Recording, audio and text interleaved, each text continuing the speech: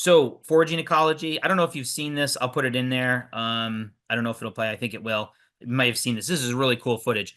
Anyway, the reason that, well, you got to do an ad, but the reason why we study foraging ecology is for a couple of reasons. One is that, oops, sorry, I got to rewind it. One is that in general, from a scientific perspective, we kind of just want to know what's going on. We want to know where the animals are getting their energy from. We want to know if there's particular food items that certain animals go after more than others.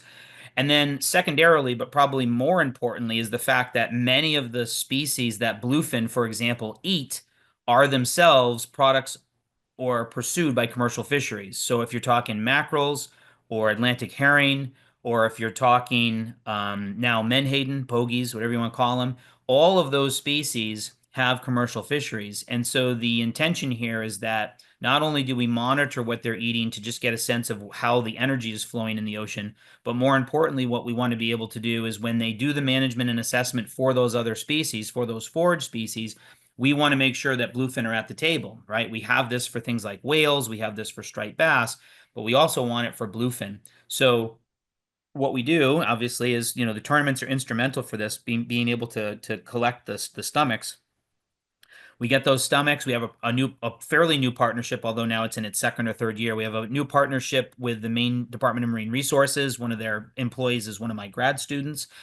And we've been working collaboratively on these stomachs over the last few years, and they're showing some really interesting trends that I'll show you here in just a couple of minutes. But like I said, I can't stress the importance of the tournaments for being able to get the stomach samples.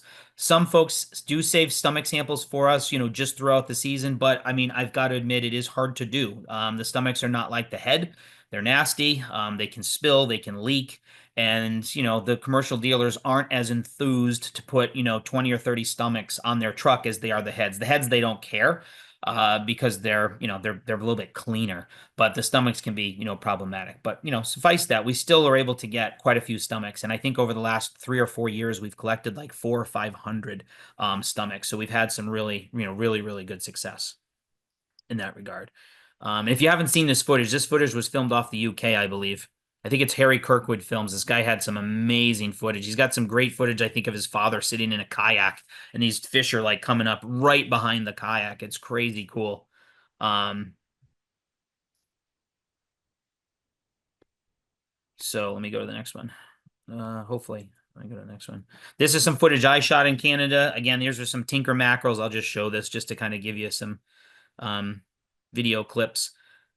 Um, and again, the fish are obviously coming to the Northwest Atlantic because they're coming here to eat. We've documented that the weight gain for these fish is pretty substantial. It obviously is not as robust as it used to be. We don't feel like the lipid accumulation is as high as it used to be. There might be a lot of reasons for that, but nonetheless, they're coming here to eat, and we often equate the Northwest Atlantic to kind of gaming theory. So win, stay, lose, leave. You're at the craps table, you're at a winning slot machine. If the thing is paying out, you're going to stay there. And if it's not, you're going to leave. And so that's one of the reasons we really want to make sure that we protect the forage, because without the forage base, the predators disappear. So your sharks disappear, your tunas disappear. And when you have an animal that can go from, Cape Cod to Yarmouth in an afternoon, it won't take them long to leave an area, and leave an area in mass.